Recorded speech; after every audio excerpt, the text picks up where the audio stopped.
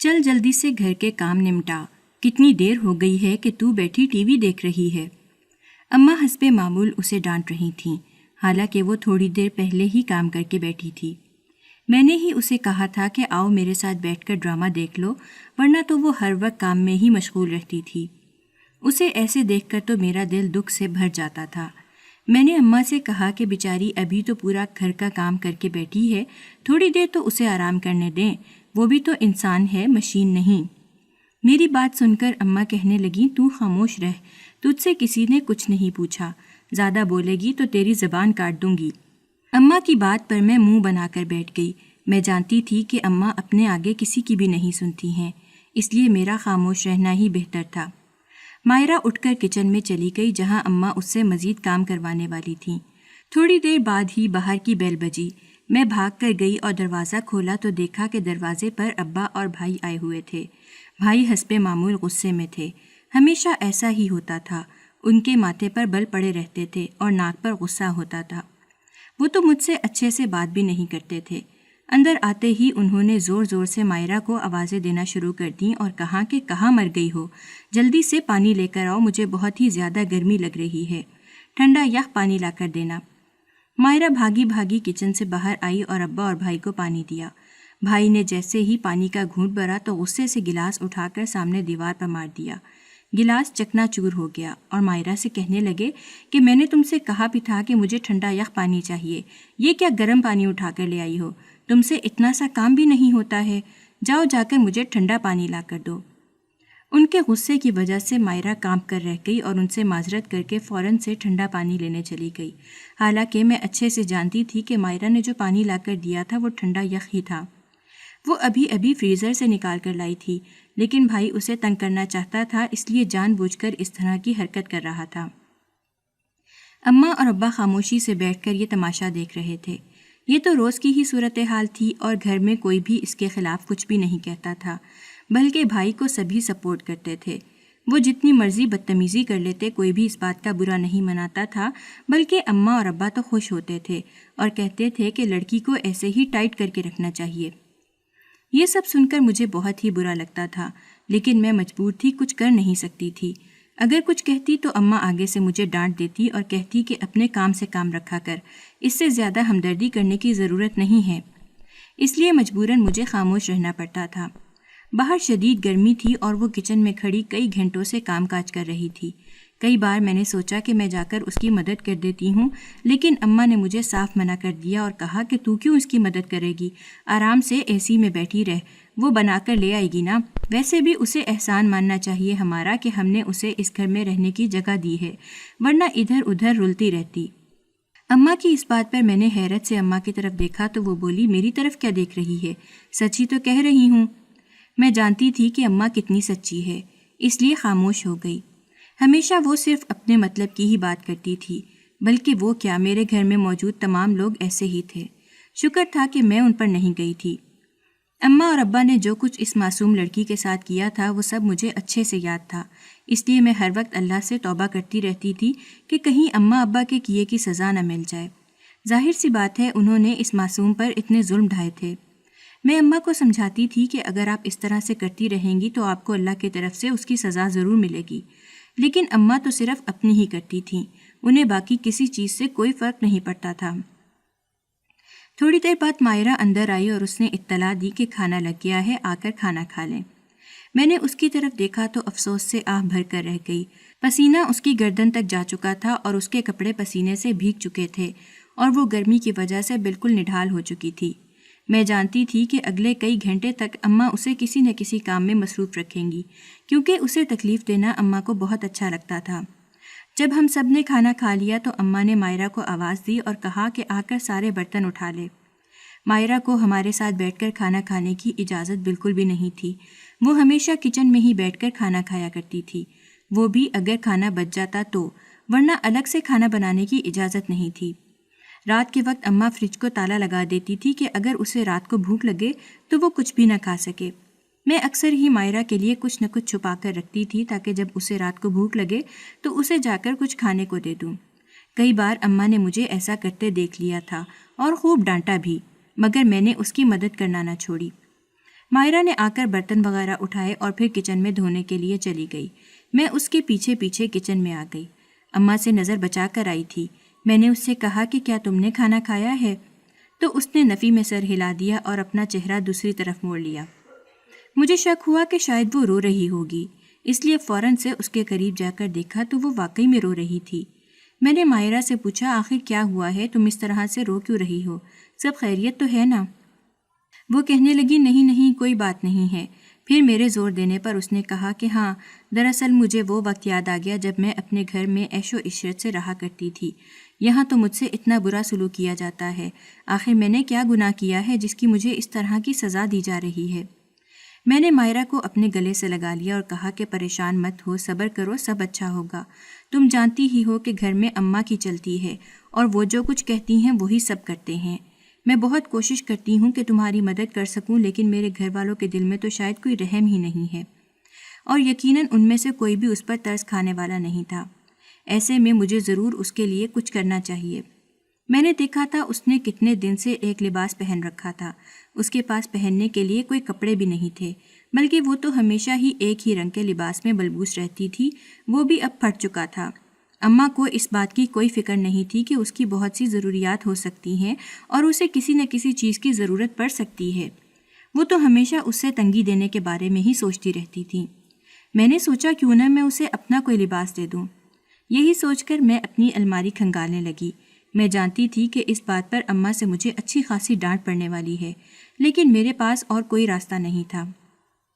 میں اپنی الماری کی طرف آئی اور وہاں سے اپنے کپڑے نکالنا شروع کر دیے۔ 2-3 لباس نکال کر میں نے منتخب کیے اور پھر مائرہ کو آواز دی۔ وہ میرے پاس آئی اور کہنے لگی کہ کیا ہوا، کوئی کام ہے؟ میں نے اس سے کہا، نہیں نہیں، تم یہاں بیٹھو، میں تمہیں کچھ دینا چاہتی ہوں۔ دیکھو تمہارے کپڑے بہت زیادہ خراب ہو چکے ہیں اور میں جانتی ہوں کہ اماں تمہیں نئے کپڑے نہیں لے کر دیں گی، اس لیے تم میرے یہ کپڑے اپنے پاس رکھ لو۔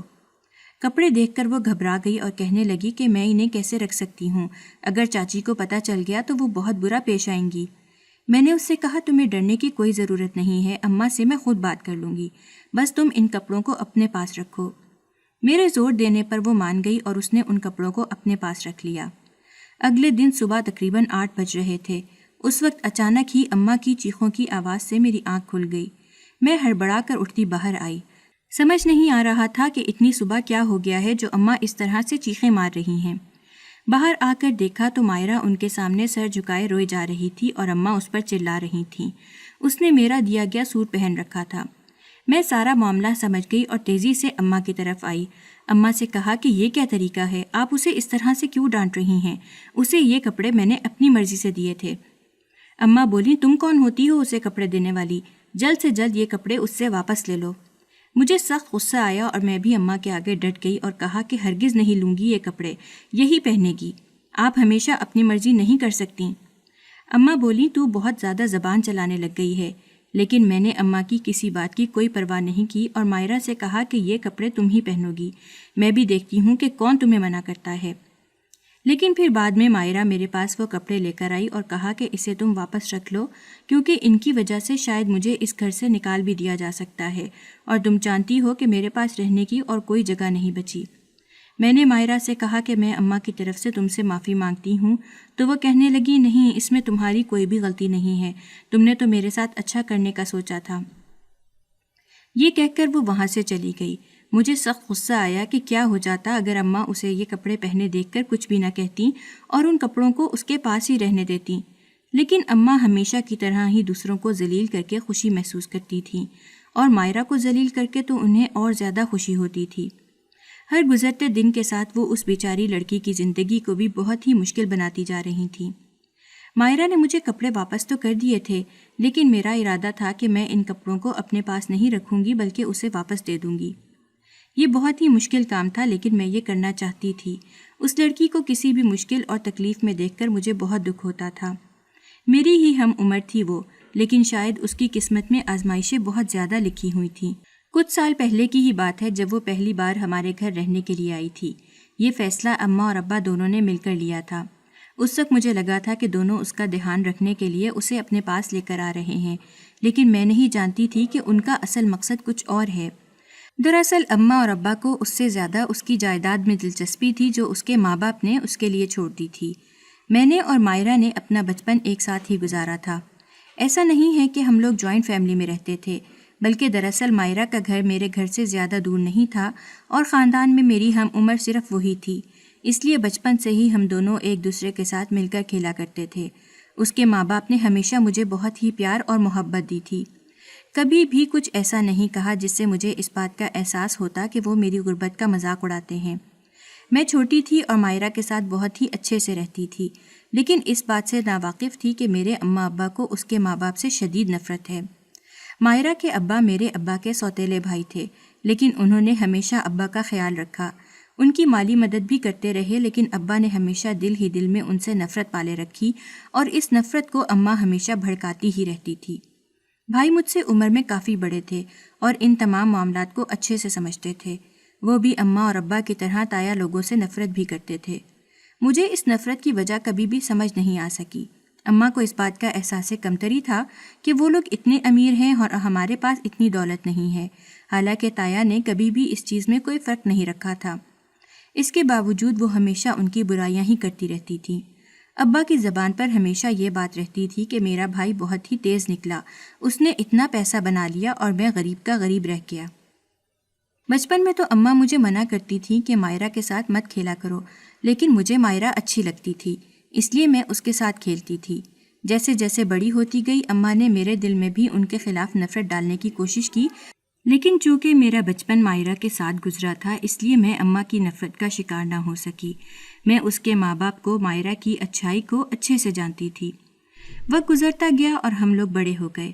جب میں بڑی ہوئی تو اماں نے میرا ان کے ہاں جانا بالکل بھی بند کر دیا اور کہا کہ تم وہاں کبھی بھی نہیں جاؤ گی۔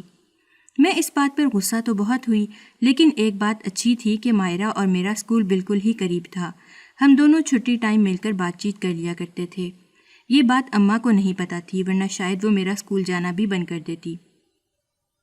ایک دن اماں کے پاس اچانک کسی کا فون آیا تو وہ ہڑبڑاہٹ میں ابا کو اور بھائی کو ساتھ لیے گھر سے چلی گئیں، مجھے بتایا ہی نہیں کہ کہاں جا رہی ہیں۔ میں سمجھی شاید خاندان میں کسی کے گھر کوئی بیمار ہو گیا ہے اس لیے جا رہے ہیں۔ یہی سوچ کر کھانا کھا کر میں سو گئی۔ جب اٹھی تو پتہ چلا کہ مائرہ کے والدین گزر چکے ہیں۔ ایک حادثے میں وہ دونوں جاں بحق ہو گئے تھے۔ اماں ابا ادھر ہی گئے ہوئے تھے۔ میں بھی فوراً سے تیار ہو کر وہاں آ گئی۔ میں مائرہ کا ساتھ دینا چاہتی تھی، اس دکھ بھرے موقع پر اسے اکیلا نہیں چھوڑنا چاہتی تھی۔ جب اماں نے مجھے وہاں آتے دیکھا تو مجھ سے کہنے لگیں، تم یہاں کیوں آئی ہو؟ تمہیں کس نے کہا تھا یہاں آنے کو؟ میں نے اماں سے کہا کہ مائرہ میری دوست ہے اور مجھے اس کا ساتھ دینا ہے، آپ اس طرح سے کیوں پیش آ رہی ہیں؟ وہ کتنے بڑے دکھ سے گزر رہی ہے، کم سے کم اس وقت تو اپنی نفرت کو سائڈ پر رکھ دیں۔ لیکن اماں کہنے لگیں، تمہیں اس کی ہمدرد بننے کی کوئی ضرورت نہیں ہے، وہ ایک سانپ ہے اور تمہیں جلد ہی ڈس لے گی۔ یہ سب سن کر تو میں ہکا بکا رہ گئی کہ اماں کس طرح کی باتیں کر رہی ہیں۔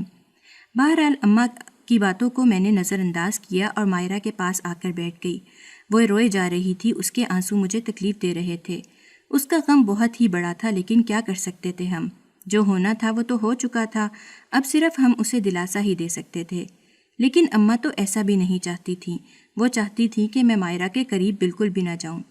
جب جنازہ وغیرہ ہو گیا اور تمام مہمان آہستہ آہستہ گھر جانے لگے تو اماں نے ایک دم سے اپنا لہجہ بدل دیا۔ تھوڑی دیر پہلے ہی ایک کونے میں وہ ابا اور بھائی سے کچھ بات چیت کر رہی تھی۔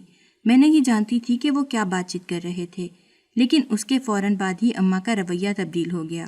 وہ مائرہ کے پاس آئیں اور اسے اپنے گلے سے لگا کر کہا کہ ہمیں تم بہت عزیز ہو اور ہم جانتے ہیں کہ تمہارا دکھ بہت بڑا ہے اور ہم تمہارے ساتھ ہیں، یقین رکھو ہم تمہارے ساتھ ہرگز بھی نہیں چھوڑیں گے۔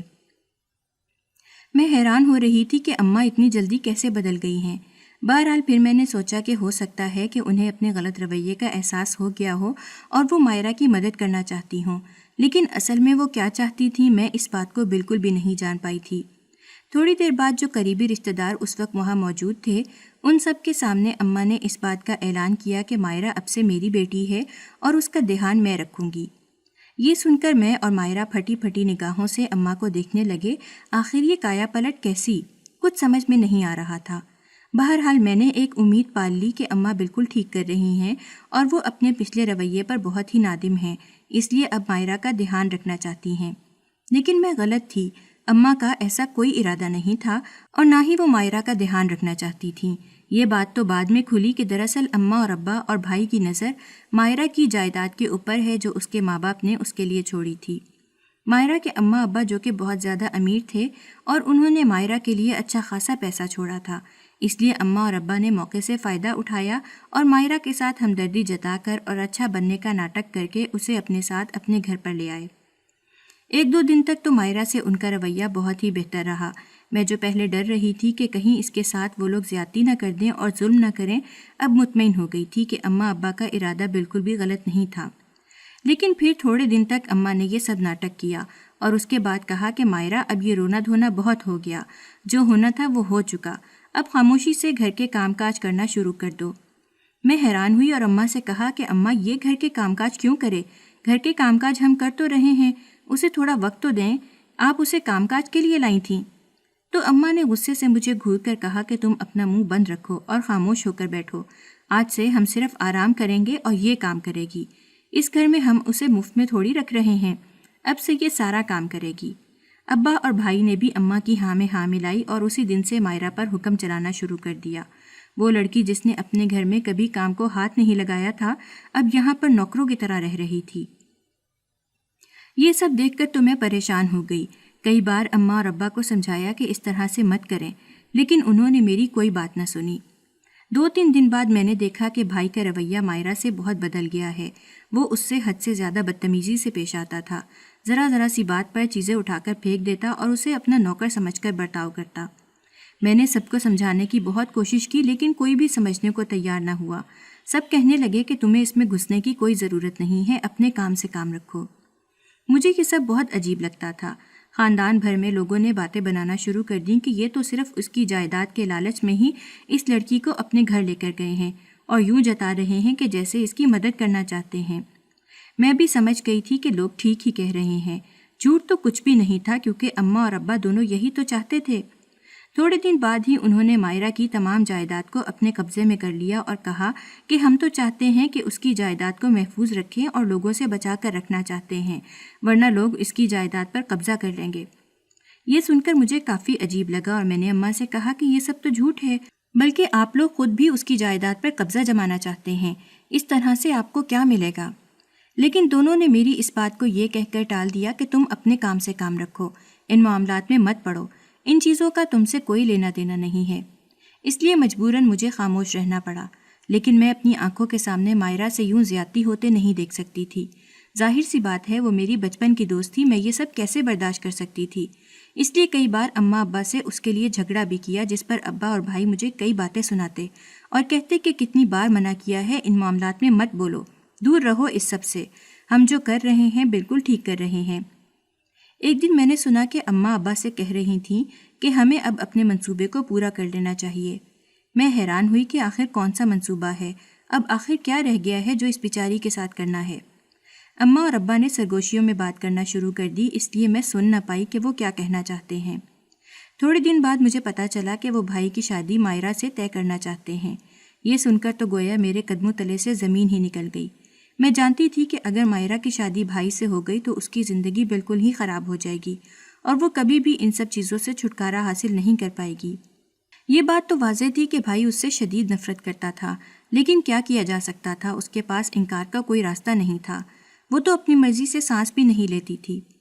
اماں ابا نے جب اسے اپنا فیصلہ سنایا تو اسے ہاں میں سر جھکانا ہی پڑا، حالانکہ میں مائرہ کو منع کر رہی تھی کہ تم ایسا کیوں کر رہی ہو، غلط فیصلے پر اپنا سر مت جھکاؤ، لیکن اس نے مجھ سے کہا کہ کیا میرے پاس کوئی اور راستہ ہے؟ اگر ہے تو مجھے بتاؤ۔ اس کی بات سن کر میں خاموش ہو گئی۔ ظاہر سی بات ہے اور کوئی تو راستہ تھا ہی نہیں، اور اب مائرہ کو ان لوگوں کی بات ماننی ہی تھی۔ مجھے بہت ڈر لگ رہا تھا کہ بھائی سے شادی کے بعد اس کی زندگی مزید خراب ہو جائے گی۔ مجھے بھائی سے اچھے کی کوئی امید نہیں تھی۔ اماں نے شادی کی تیاری شروع کر دی۔ مائرہ کے لیے تو انہوں نے کچھ بھی اچھا نہیں لیا تھا، لیکن بھائی اور میرے لیے بہت سی چیزیں خریدی تھیں۔ میں نے اماں سے کہا کہ یہ مائرہ کی شادی کا موقع ہے، کم سے کم اس وقت تو اس کے لیے کچھ چیزیں خریدیں۔ اماں بولی کتنی بار کہا ہے کہ تم فالتو میں مت بولا کرو، میری مرضی ہے، جو میرا دل کرے گا میں وہی کروں گی، اس لیے تمہیں زیادہ بولنے کی ضرورت نہیں ہے۔ اماں کی بات سن کر میں خاموش ہو گئی۔ خاموش ہونے کے علاوہ میرے پاس کوئی چارہ تھا بھی نہیں۔ مجھے خاموش ہی رہنا تھا۔ اگر زیادہ بولتی تو ہو سکتا تھا کہ مائرہ کی زندگی کی مشکلات مزید بڑھ جاتی، اور ایسا تو میں ہرگز نہیں چاہتی تھی کہ میری وجہ سے پریشانی میں مبتلا ہو جائے۔ میں بس اس کے لیے دعا کر سکتی تھی اور وہی کر رہی تھی۔ بہرحال شادی کی تیاریاں ختم ہو گئیں۔ اماں نے محلے میں ہی چھوٹی سی دعوت کا اہتمام کیا تھا۔ تمام لوگوں سے پوری دعوت کے دوران مائرہ کی ہی برائیاں کرتی رہیں۔ آج کے دن بھی اسے بخشا نہیں تھا۔ مائرہ دلہن بنی بہت ہی خوبصورت لگ رہی تھی، حالانکہ اس کا کوئی خاص بناؤ سنگھار نہیں کیا گیا تھا، لیکن اس کے چہرے کی اداسی اسے مزید حسین بنا رہی تھی۔ اس میں کوئی شک نہیں تھا کہ وہ پہلے ہی بہت خوبصورت تھی۔ اس کی خوبصورتی کی تعریف تو ہر ایک کرتا تھا، اور اماں اس بات سے بھی بہت زیادہ جلتی تھیں۔ انہیں اس بات کا بھی ڈر تھا کہ کہیں بھائی سے شادی ہونے کے بعد مائرہ انہیں اپنے حسن کے جال میں نہ پھنسا لے، اس لیے شادی ہو جانے کے بعد انہوں نے مائرہ کی زندگی مزید مشکلات کا شکار بنانا شروع کر دی۔ لیکن حیرت کی بات تھی کہ شادی کے بعد مائرہ مجھے بہت خوش نظر آنے لگی۔ میں حیران ہوئی کہ اچانک سے ایسا کیا ہو گیا ہے جو مائرہ اتنی زیادہ خوش ہے۔ شادی کے بعد سے ہی مائرہ کا رویہ بہت بدل گیا تھا۔ وہ اب بھی گھر کے کام کاج کرتی تھی، لیکن اس کے باوجود وہ ہمیشہ ہنستی ہی رہتی تھی۔ اس کے کمرے سے مجھے ہنسی کی آوازیں آتیں تو مجھے شدید حیرت ہوتی تھی کہ آخر یہ کایا پلٹ کیسے ہو گئی۔ لیکن بہرحال جو بھی تھا اچھا تھا۔ جب سے مائرہ کی شادی ہوئی تھی میری اس سے ٹھیک سے بات وغیرہ نہیں ہو پائی تھی، ہمیں وقت ہی نہیں ملتا تھا بات کرنے کا۔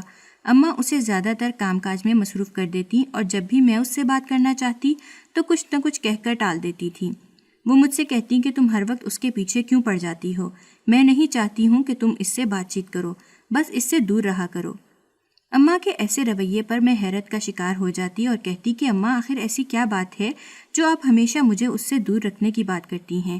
وہ میری کزن ہے اور اب بھابھی بھی بن چکی ہے، اگر میں اس سے بات کر لوں گی تو اس میں غلط کیا ہے؟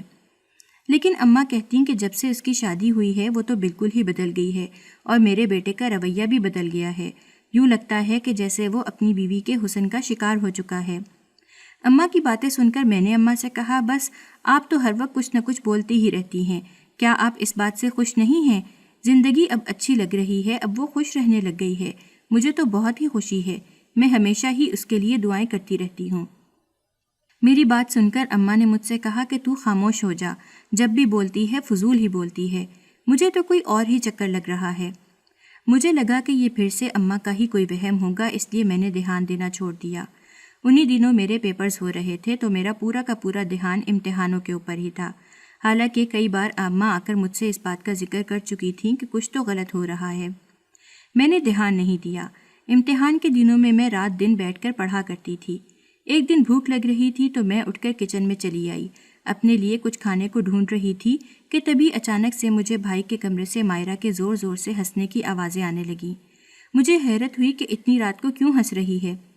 پہلے سوچا کہ جا کر اس کے کمرے میں اس سے پوچھتی ہوں، لیکن پھر مجھے یہ مناسب نہیں لگا، اس لیے حیرت کا شکار بنی اپنے کمرے میں واپس آ گئی۔ بار بار اس کی ہنسی میرے دماغ میں گونج رہی تھی۔ اگلی رات کو بھی ایسا ہی ہوا، وہ زور زور سے ہنس رہی تھی۔ صبح ہوئی تو میں نے دیکھا کہ بھائی کمرے سے منہ چھپا کر نکلا ہے۔ میں نے بھائی کو روک کر ان سے پوچھنا چاہا کہ وہ ناشتہ کریں گے یا نہیں، تو انہوں نے میری طرف دیکھا بھی نہیں اور چپکے سے گھر سے باہر نکل گئے۔ یہ دیکھ کر تو میں حیران رہ گئی۔ مجھے یاد آیا کہ اماں کتنے دن سے مجھے ایک ہی بات کہے جا رہی ہیں کہ کچھ تو غلط ہو رہا ہے، لیکن میں نے دھیان ہی نہیں دیا۔ اب میں نے روزانہ اس بات کو نوٹ کرنا شروع کر دیا۔ روز رات کے وقت مائرہ کے کمرے سے ہنسنے کی آوازیں آتیں اور پھر صبح سویرے ہی بھائی منہ چھپا کر گھر سے باہر نکل جاتا۔ بھائی کا چہرہ ہمیشہ پریشانی سے ہی لدا رہتا تھا، ہمیشہ ان کے چہرے پر مجھے پریشانی دکھتی۔ ایک دن میں نے بھائی سے پوچھا کہ وہ اتنا پریشان کیوں ہیں، کیا بات ہے، کوئی مسئلہ ہے؟ تو انہوں نے آگے سے مجھے یہ کہہ کر ڈانٹ دیا کہ تم اپنے کام سے کام رکھو، تمہارا اس بات سے کوئی لینا دینا نہیں ہے۔ پھر میں نے سوچا کہ میں مائرہ سے بات کرتی ہوں، لیکن جب میں نے مائرہ سے بات کی تو وہ بولی، نہیں کچھ بھی نہیں، ایسی کوئی بات نہیں، تمہیں شاید غلط فہمی ہوئی ہوگی۔ یہ کہہ کر وہ پھر سے ایک عجیب سی ہنسی ہنسنے لگ گئی، لیکن اب مجھے دال میں کچھ نہ کچھ کالا ضرور لگ رہا تھا، اور مجھے اس بات کا پتہ ہر حال میں لگانا تھا کہ آخر کیا بات ہے، کیوں بھائی اس طرح کا برتاؤ کر رہا ہے۔ وہ تو ہمیشہ مائرہ پر چلاتا ہی رہتا تھا، اب یہ منہ چھپا کر کہاں چلا جاتا ہے، اور مائرہ بھی ہمیشہ بھائی سے ڈرتی تھی، تو اب اس کی ہنسی کی آوازیں کیوں گونجتی ہیں؟ اس سے پہلے کہ میں اس بات کا پتہ لگاتی، ایک دن ایسا حادثہ ہوا جس نے ہم سب کو ہلا کر رکھ دیا۔ ایک دن صبح سویرے بھائی اپنے کمرے سے باہر نکلے، ان کے منہ سے خون نکل رہا تھا اور وہ مسلسل خون کی الٹیاں کیے ہی جا رہے تھے۔ یہ دیکھ کر ہم سب لوگ گھبرا گئے۔ اماں نے فوراً سے محلے کے ڈاکٹر کو بلایا۔ جب ڈاکٹر نے بھائی کا معائنہ کیا تو کہا کہ اس کی حالت بہت زیادہ خراب ہے، اسے فوراً سے ہمیں ہسپتال لے کر جانا پڑے گا۔ یہ سن کر اماں ابا بہت پریشان ہو گئے کہ یوں اچانک سے بھائی کو کیا ہو گیا ہے۔ میں نے نظریں اٹھا کر سامنے کی طرف دیکھا تو مجھے مائرہ کھڑی مسکراتی ہوئی نظر آئی۔ اس کے چہرے پر ایک عجیب سی مسکراہٹ تھی، یوں لگتا تھا جیسے وہ بہت زیادہ خوش ہے۔ میں نے حیرت سے اس کی طرف دیکھا، اس کا شوہر اتنی بری حالت میں تھا اور وہ کھڑی مسکرا رہی تھی۔ اماں ابا بھائی کی وجہ سے بہت پریشان تھے اور اماں اس وقت مائرہ پر چلانا شروع ہو گئیں اور کہنے لگیں کہ میں نے غلطی کی جو اپنے بیٹے کی شادی تم سے کر دی، تمہاری وجہ سے ہی میرا بیٹا اس حالت کو پہنچا ہے۔ مجھے اس وقت کچھ سمجھ نہیں آ رہا تھا، لیکن پھر بھی میں نے اماں سے کہا کہ اس میں مائرہ کی کیا غلطی ہے، آپ اس طرح سے بات کیوں کر رہی ہیں؟ ہو سکتا ہے کہ بھائی نے کچھ ایسا کھا لیا ہو جس کی وجہ سے انہیں خون کی الٹی ہو رہی ہو۔ اماں بولی، تم نے سنا نہیں کہ ڈاکٹر نے کیا کہا ہے؟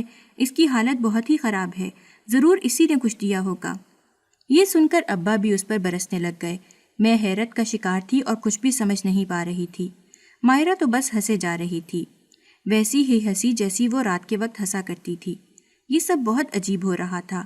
اماں اور ابا بھائی کو اسی وقت ہسپتال لے گئے۔ تھوڑی دیر بعد اماں کا فون آیا، وہ روئے جا رہی تھیں۔ مجھے سمجھ نہیں آیا کہ وہ رو کیوں رہی ہیں، لیکن میرا دل بہت ہی تیزی سے دھڑک رہا تھا۔ میں نے اماں سے کہا کہ کیا ہوا ہے، سب خیریت تو ہے نا؟ اماں بولی، نہیں، خیریت کیسے ہو سکتی ہے، تمہارا بھائی ہمیں چھوڑ کر ہمیشہ ہمیشہ کے لیے چلا گیا ہے۔ یہ سن کر تو میرا دل ایک پل کو جیسے رک سا گیا۔ میں دل تھام کر وہیں بیٹھی کی بیٹھی رہ گئی، کچھ بھی سمجھ نہیں پا رہی تھی۔ جب تھوڑی دیر بعد میرے حواس کام کرنا شروع ہوئے اور مجھے سمجھ آیا کہ ہوا کیا ہے تو میں رونے لگ گئی۔ مائرہ میرے پاس بھاگتی ہوئی آئی اور کہا کہ آخر تم کیوں رو رہی ہو؟ میں نے اسے بتایا کہ دیکھو، پریشان مت ہونا، لیکن بھائی اب ہمارے بیچ نہیں رہے ہیں۔ یہ سن کر وہ فوراً سے خوش ہو گئی۔ اس کی خوشی پر مجھے یوں لگا جیسے وہ اس خبر کو سن کر پاگل ہو گئی ہو یا اسے کوئی دورہ پڑ گیا ہے۔ ضرور ایسا ہی کچھ ہوا ہوگا، ورنہ کوئی کسی کی موت کی خبر پر اس طرح سے کیوں مسکرا سکتا ہے، اور وہ بھی اپنے شوہر کی موت کی خبر پر۔ بہرحال تھوڑی دیر بعد اماں اور ابا جنازہ لے کر گھر کی طرف چلے آئے۔ اماں کی حالت بہت خراب تھی اور وہ مسلسل مائرہ کو ہی کوسے جا رہی تھیں۔ میں انہیں سنبھالنے کی کوشش میں نڈھال ہو رہی تھی اور اماں سے کہہ رہی تھی کہ اس طرح سے مت پیش آئیں، اس میں مائرہ کی کیا غلطی ہے، بھائی کا وقت آ گیا تھا اس لیے وہ چلے گئے۔ حالانکہ میں خود بھی بہت زیادہ تکلیف محسوس کر رہی تھی، لیکن اس وقت اماں اور ابا کو سنبھالنا بہت زیادہ ضروری تھا۔ دونوں کی حالت حد سے زیادہ خراب تھی اور دونوں ہی مائرہ کو الزام دے رہے تھے۔ ایسی حالت میں کچھ بھی کہنا بیکار تھا۔ تھوڑی دیر بعد اماں اور ابا جنازے کے بعد اپنے کمرے میں جا کر بیٹھ گئے اور مائرہ ایک کونے میں بیٹھی مسکرا رہی تھی۔ میں کچھ بھی سمجھ نہیں پا رہی تھی، اس لیے اٹھ کر مائرہ کی طرف آئی اور ایک بار پھر اس سے بات کرنا شروع کی، لیکن وہ تھی کہ مجھ سے ٹھیک سے بات ہی نہیں کر رہی تھی، بلکہ خوشی سے ادھر ادھر دیکھے جا رہی تھی اور کہہ رہی تھی، میں آزاد ہو گئی، میں آزاد ہو گئی۔ لوگوں کا کہنا تھا کہ اس پر شاید پاگل پن کا دورہ پڑ گیا ہے۔ ہر کوئی مائرہ کے بارے میں طرح طرح کی باتیں بنا رہا تھا۔ اگلے 3 دن تک اماں اور ابا دونوں مائرہ کو بہت سی باتیں سناتے رہے۔ پھر ایک دن ابا نے مجھ سے کہا کہ بس بہت ہو گیا ہے، میں تمہارے بھائی کا پوسٹ مارٹم کرواؤں گا، مجھے یقین ہے کہ یہ سب کچھ اسی لڑکی کی وجہ سے ہوا ہے۔ اور پھر انہوں نے بھائی کا پوسٹ مارٹم کروا دیا۔ جیسے ہی پوسٹ مارٹم کی رپورٹ آئی تو گویا ہم سب پر قیامت ٹوٹ پڑی۔ رپورٹ میں صاف صاف بتایا گیا تھا کہ میرے بھائی کو زہر دیا گیا ہے۔ ہم سب کی نظریں بے اختیار مائرہ کی طرف اٹھیں۔ وہ ہمیشہ کی طرح مسکرا رہی تھی۔ اب مجھے بھی یقین ہو گیا تھا کہ اس سب میں اس کا ہی ہاتھ ہے، ضرور اس نے ہی کچھ کیا ہے، ورنہ میرے بھائی کو زہر اور کون دے سکتا ہے۔ اور جب ہم نے مائرہ سے پوچھ گچھ کی تو اس نے اس بات کا اعتراف کر لیا اور کہا کہ ہاں، میں نے ہی سب کچھ کیا ہے اور میں ہی یہ سب کچھ چاہتی تھی۔ یہ سن کر میں نے مائرہ سے کہا کہ آخر کیوں، تم نے ایسا کیوں کیا؟ تم تو میرے بھائی کے ساتھ بہت ہی زیادہ خوش تھی۔